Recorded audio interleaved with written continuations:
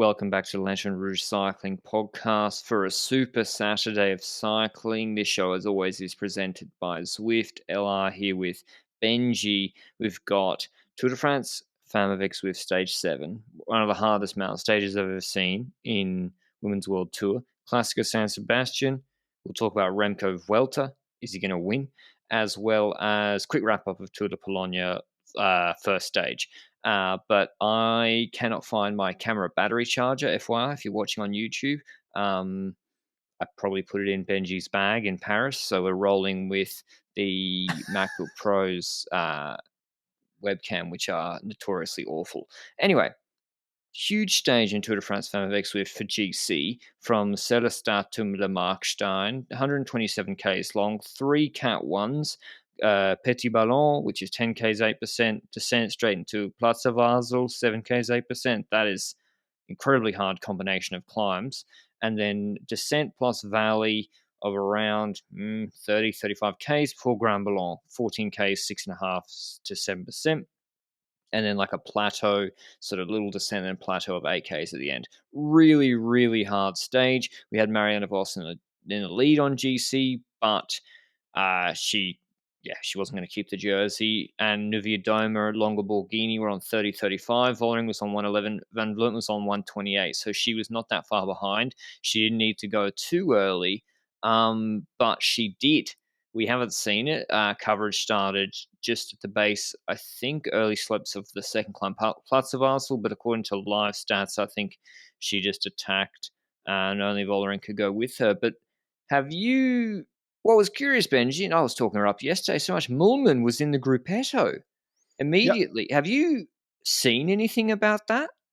I haven't seen the reasoning for it. I also know that Reusser didn't start today's stage after having a concussion yesterday. So SD Works was starting this stage a bit, injured in that sense. So Vollering, Mollman were the riders we'd expect something of. But you're right, Mollman was one of the first to drop on today's stage when it comes to the GC riders, let's say. So definitely not her best day, quite certainly. And it's a weird thing because the last two stages we saw Demi Vollering riding in stages were on like the first part of a gravel section, for example, and so forth. So I was starting to question, okay, are they riding all out for Mollman? But that doesn't make sense because they're both saying they're leaders. We couldn't figure out who the leader was, but today it became very clear very early on who the leader was. I will add, there was a significant group up the road before we started. The Petit Ballon climb, the first climb of the day, and that group had riders like Balsamo and so forth. Basically, teams were trying to pull riders forward just in the same way that we mentioned they could yesterday in the preview of today's stage. But it all came down to nothing because they came to the bottom of that Petit Ballon climb, and Van Vleuten and Vollering, according to Iris on the motorbike on GCN, said just rode away. They just rode away. And I'm guessing Van Vleuten is the engine behind that attack. I'm guessing Vollering is not the one that made the initial move on Petit Ballon, because I wouldn't understand why Vollering would do so. No, it couldn't have been. Exactly. So the scenario was simple. We saw Van Vleuten up the road together with Vollering, and we saw significant gaps already on the Petit Ballon. We're talking about 44 to a minute in terms of seconds to a minute. In terms of Longa Borghini's disadvantage to the front of the race, for example, on the Petit Ballon, which is the third rider on the road. Then there's a group behind that included some of the other riders like Cecilie Ludwig and so forth. Then we had riders like Lebu, Persico, Zigart looked good on Bike Exchange. Sorry if I've missed anybody. Music in that group. Sorry to interrupt you, Benji, but and then like another, I think they were at 253 mins, and then the Vos group, Gruppetto, Van Dijk group, like 7 mins. Yeah, exactly. I'm glad you actually jumped in because I didn't know all the names by heart. But we did see some moves before the coverage started by Vollering as well on the descent of the Petit Ballon. It looked like Vollering took a slight advantage. So we mentioned a few times before that Vollering could actually try do something against Van Vleuten on the descents on stages like this. But you know that when Van Vleuten can ride relatively in a safe way down the descent, she's not going to be on a minute. And if the climb is coming, she's going to come back anyway. So she came back by the foot of the Platz Basel, and the race was on with coverage. And that's where we started seeing things. Now, when it comes to the coverage, we mentioned it, I think, in the initial preview we did last year of the parcours, that we'd expect Van Vleuten to make a move on the Petit Ballon. Personally, 100%. I think they should expect that and should have coverage from the Petit Ballon onwards.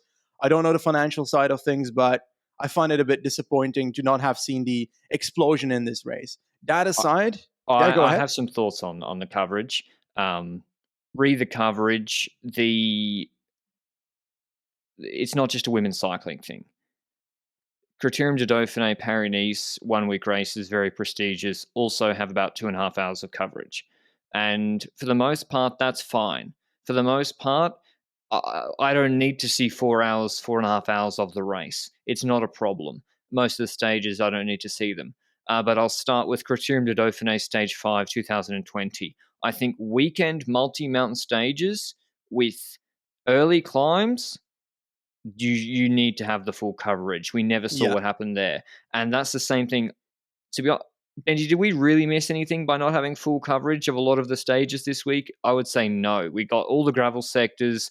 There was the breaks up the road.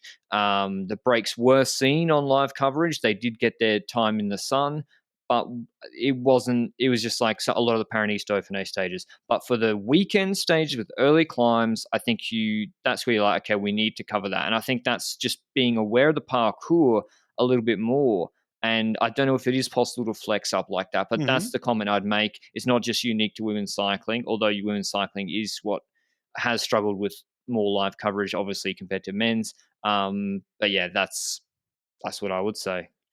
I agree with that entire point. I think the aspect where I kind of am on the edge when it comes to it's related to women's cycling or not is that in women's cycling, it's more likely that stages like these will open up early if Van Vleuten is at the start line, for example. So that's the one aspect I see to that. But again, Exactly. that's the context of the race. That's not necessarily women's or men's cycling. That's the context of the race, the riders in it, and the parcours, and the possibilities that are opened up by that. So I agree that the stages like these and like that Dauphiné stage you mentioned, and quite a few others that we It's the same probably. one every year in the Dauphiné. Yep. Every year that one kicks off. And there's also other stages where I'm like, just show me the last 20 minutes. Like, I'm not interested. But anyway, that's enough on coverage. Unfortunately, we get to the Platz of Basel, and then the race, was going to be decided pretty quickly. Before we get to that, I'll mention our show partners, Zwift, the online cycling platform that makes training fun. Whether you're a World Tour pro like Mark Cavendish or Ashley Moolman, or just starting out on your cycling journey, not only can you train and race across 9 worlds, including a France World, you can hop on social rides. So make sure you signed up to the LRP Zwift Club via the link down below to stay in the loop when I or Benji are riding during the Tour de France Femmes avec Zwift. If you're not on Zwift yet, you can head to Zwift.com for a free 7-day trial. But we saw at the base of Platz of Basel, Van Vleuten surged. Vollering held on. She was looking good. Vollering must have felt okay because she surged and took the QM points on top of Petit Ballon. She was like, I feel good enough to sprint. And then about 2 kilometers from the top, Van Vleuten starts to put in, I don't know, she doesn't even change pace. She just drops Vollering off the wheel. And that's Tour de France Femmes avec Zwift GC over. I agree with that, but I do feel like there was an upping of the pace because we noticed that when Vollering is in the wheel, it's like Van Vleuten just kicks up the watts by, it's not much. It's like 20 watts or something in that moment. And in that moment, that's enough to bring Vollering from the tempo that she can do and can manage to a tempo that she can't manage and a tempo that Van Vleuten can manage for a significant amount of time. And instead of doing an actual acceleration and trying to get a gap that way, she's able to create a gap because Vollering can't hold her tempo and gradually build out that gap without overextending. And I think that's something that Van Vleuten does really well on this stage. On the Platz der Wassel, she did that really well. And at first, I kind of thought Vollering's actually holding this gap quite well. Okay, 7 seconds, 10 seconds, but it didn't hold much longer. I think, mentally it's very tough. Vleuten seems mentally able just to do, like, her training. I'm not sure if people have followed her training the last 3-4 years, even when she was back on Mitchelton. And she does crazy training volume, a lot of it solo, a lot of it in Colombia, or I've seen her regularly in Andorra, and big hours, multi mountains, and she just sort of went into that mode, it seemed. And yeah, the only thing that could have stopped her, and we said this before the Tour de France Femmes avec Zwift started, was a descent crash. That is a weakness. and that didn't happen today, Yep. fortunately. And Vollering is stronger on that. And so let's cut to the chase. Van Vleuten rides away and just dominates the race like we expected. Like there's nothing really to analyze or say. She wins the stage 3:26 ahead of Vollering and goes into the GC lead by over 3 minutes. So we'll discuss SD Works, where they should or shouldn't have tried earlier in a second. Back in the other group, we see Niewiadoma upping the pace constantly. She was trying to get away. Vollering's ahead. Vollering was suffering and losing time to the group. I think Elisa Longo-Borghini cost herself maybe the podium today. I need to check the Yep. GC positions, where she is now. Oh, she's off. She's lost more time. Elisa Longo-Borghini sat in no woman's land for a long time, and that's important because from the finish line at Le Markstein, the first time they do it, is a long descent and falls flat downhill. And the group had a huge advantage on her there. And even the climbs, the drafting climbs, the Grand Ballon, the draft still matters, and the plateau finish. And yeah, I just think if she stays with the group and conserves Benji, she never loses that time because she gets dropped on the last climb by Niewiadoma, Lebu, and Ludwig. I think so as well. Now, when you see the initial climb, when you see the Petit Ballon, she's got a significant advantage on that second group, on that, well, group behind Elisa Longo-Borghini. And the gap is like a minute or even more at a certain point on Petit Ballon and so forth. But once you get to the Place de Wassel and the gap stays the same and so forth, and you notice that that valley's coming closer, you know that it's coming for you. You know that those people are going to have that advantage on the flat, going to have that advantage on the pedaling descent. And then it's gonna cost you in the end. I think she overextended by being solo in the valley for a while, and I agree that Longo-Borghini cost herself a few positions in GC. I don't know if it's gonna be the podium. I would have to properly calculate it for that, but certainly a few positions. And I don't know. Is it the decision that you can make in the moment and say, okay, I'm gonna drop myself back? I think you can, but it's Yes. also It's not like she was where Vollering was. yeah, Like true. Vollering's like 3 minutes ahead. Where okay, even if you blow up, yeah, you're not getting brought back. She was dangling a minute ahead the whole time, and she was only going to start losing it. Like Ludwig and Niewiadoma were conserving, riding their pace. They had Zigart in the group, but she was 30 minutes back on GC, so she wasn't really like with Van Vleuten gone. She didn't really have an incentive to help, so the group wasn't just flying behind. But yeah, I think I would have waited in the valley, refueled. Fueling's very difficult. We're in uncharted territory here, maybe, and make sure she gets enough fuel in that valley. And then, yeah, Niewiadoma takes off. She drops Persico on that last climb and just brings Lebu and Ludwig with her. She's trying to limit the gap to Vollering plus gap Longo-Borghini, who was 5 seconds behind her on GC before this stage. I will say Niewiadoma, and this was spoken about in the men's TDF a lot, David Gaudu, major culprit. I think she spent half this week with Jersey fully unzipped, and Bert Blocken spoke about this, the engineer at I think Leuven University, that you actually, first of all, it's not aerodynamic, but second of all, which I didn't know, he said that you actually get more of a cooling benefit or equal cooling benefit half unzipped, and you see Geraint Really? Thomas doing that a lot. Apparently, Okay. keeping the surface snug to your skin half unzipped helps cooling just as much or more than fully unzipped with the gap behind. And then obviously it's more aerodynamic half unzipped. I never knew that. I'm trusting him on that one. So I think Niewiadoma was the third strongest rider today, behind Vollering, behind Van Vleuten. She just couldn't gap Lebu and Ludwig, and Ludwig I thought was always going to win that sprint, but I'll just do the full results for completeness. Ludwig does win that sprint, third, 5:16 back. Lebu on 4 minutes. Niewiadoma very strong, fifth on 5:18. So she just lost 2 plus 4, 6 seconds to Ludwig. Persico, another minute 30 back. So huge gaps with Persico and Longo-Borghini in that plateau at the end of the Grand Ballon on 6:56. Zigart, really good performance, 8th, 7:23. Music, she was working for Ludwig, 8:27th, and then Royakkers on 10:10. Huge gaps. There might be some OTLs. Revised GC, Van Vleuten on leading, Vollering 3:14. Niewiadoma, good gap in third, 4:33. It made sense the way she rode, I think, her tempo. And then Lebu, fourth, 5:22. Ludwig 5:59, Persico 6:11. So Ludwig, did she lose 90 seconds in a random stage with a puncture or crash or something in the first 3 stages? I seem to remember her losing 90 seconds one stage.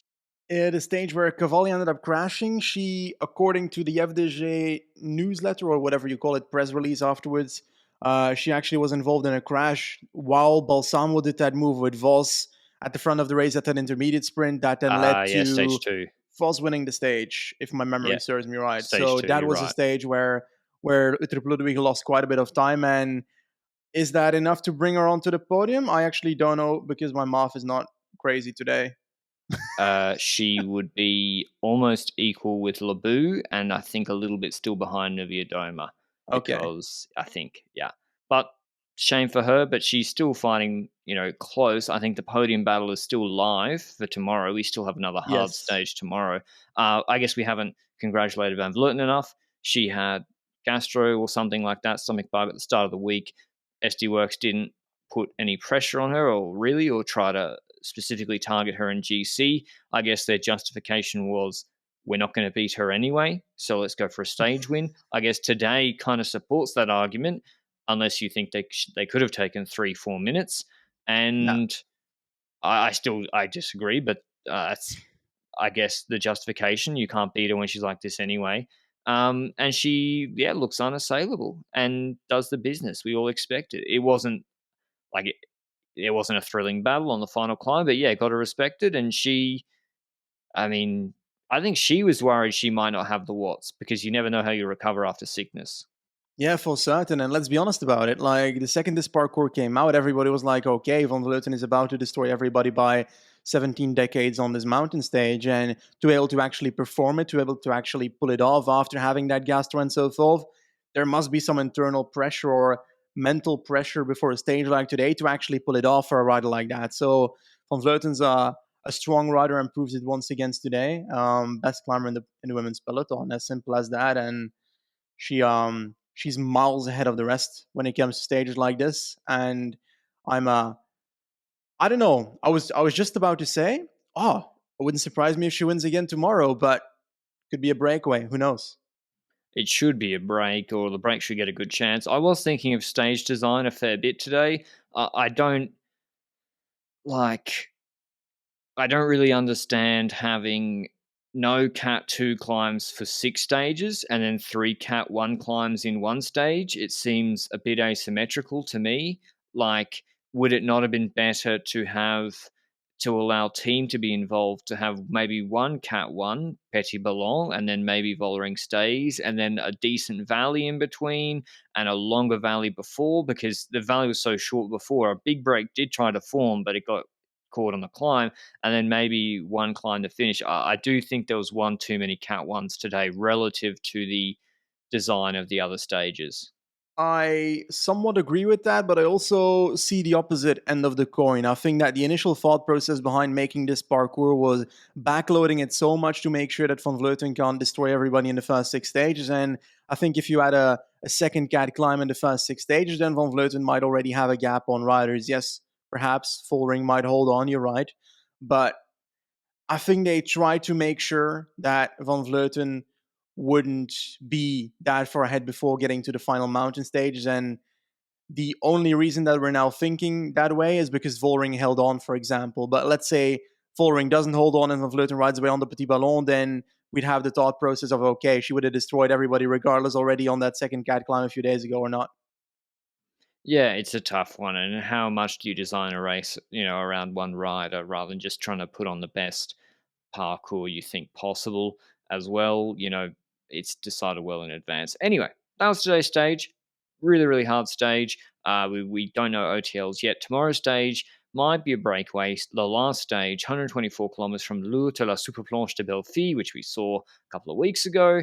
It's the same finish, got the graveled finish, very, very steep. Beforehand, we have a 2.5K, 8% climb. And then the Ballon d'Alsace, 9K, 7% is 84Ks in.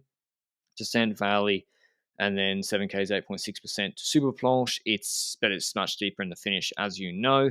The 9K 7% Ballon d'Alsace, that's a pretty hard climb, but it's so far from the finish. I really think Zigart and Faulkner got to go all in for the break tomorrow, and there should be some other riders trying to get in the break. The problem is, I don't know, like I think Moolman's going to bounce back tomorrow. Benji Moolman's going to be right at the front in the break. I bet you. If she's come in within the time limit, is what I think. So I think Moolman wins the stage tomorrow.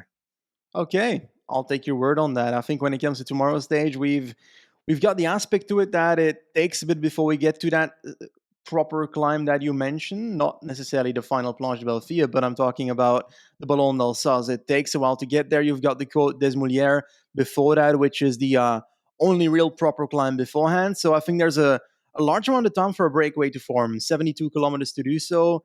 Is the gap going to be large enough to make sure that the break wins it? We don't know. We don't know that, but I'd love for the break to win tomorrow. Although Van Vleuten in yellow, I think she might want to win that as well. That might be something she wants to get off her checklist or her It's a bucket lot to list. ask of her team. I don't know. I think so Like, as well. But that's the risk. what if riders are going to be in the breakaway that are currently on 11 for, well, that's already on like a solid 15 minutes in GC, but still, like, let's say that a Music going into the breakaway, Afe on 10 minutes, for example, and she starts hitting the spots of Valcar with Persico on 6, for example, and Labou with being on 4. Will DSM and Valcar start pacing behind the Music and therefore help out a Movistar? Like, I think Music in, won't be allowed in the break. well, who's going to She'll be control chained it? to Ludwig.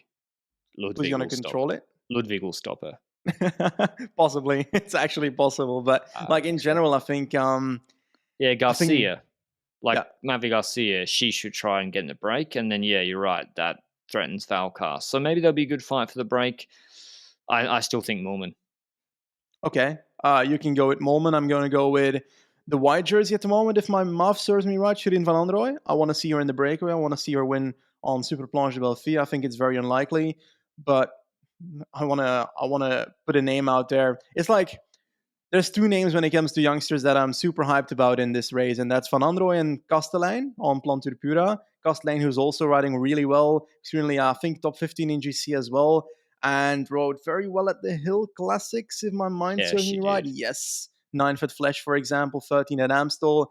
Those are two riders I'm intrigued by, and I want to see how well they do tomorrow. So I'll put those names out there as potential winners, even though I think it's more likely that it's going to be someone completely different, but I'll wing it anyway. In terms of GC, no one should really threaten Van Vleuten. She should win. Same with Vollering. She should keep second, no problem. Nuviadoma will have to defend third. Oh, She's on 420. Labou is 49 seconds behind her. Nuviadoma would have to crack pretty badly. Ludwig's 130 behind Nuviadoma. So Nuviadoma defending third. She has a pretty healthy margin, so I don't expect any changes in the top three. exactly. And when it comes to the green jersey, Wibbes is out of the race. She abandoned early on in today's stage. Oh, So true. the danger for Vos is now completely gone if she finishes this race. If she was in the time limit today, because I haven't been able to check so far because we're still in the space where they're finishing. But yeah, when it comes to Wibbes, she's out. That's a bit unfortunate. I would have hoped she would finish after getting 2 stage wins, but those stage wins don't disappear if you get out of the race on the final mountain stages. So still a wonderful Tour de France from by her. Yeah, it's a shame. I think she needed stitches in her elbow after the crash yesterday, and she got dropped on the flat before the first climb. So, not, yeah, obviously wasn't feeling it today. So that was a shame. But yeah, tomorrow, last stage of Tour de France Femmes avec Zwift. Hopefully, it's a big break battle and then some GC action behind on Super Planche. Can't wait to see it. That's a lot from us today. Hope you enjoyed it. And yeah, AVV likely to seal the Tour de France Femmes avec Zwift tomorrow. And then we'll be on a little holiday. Until then, ciao.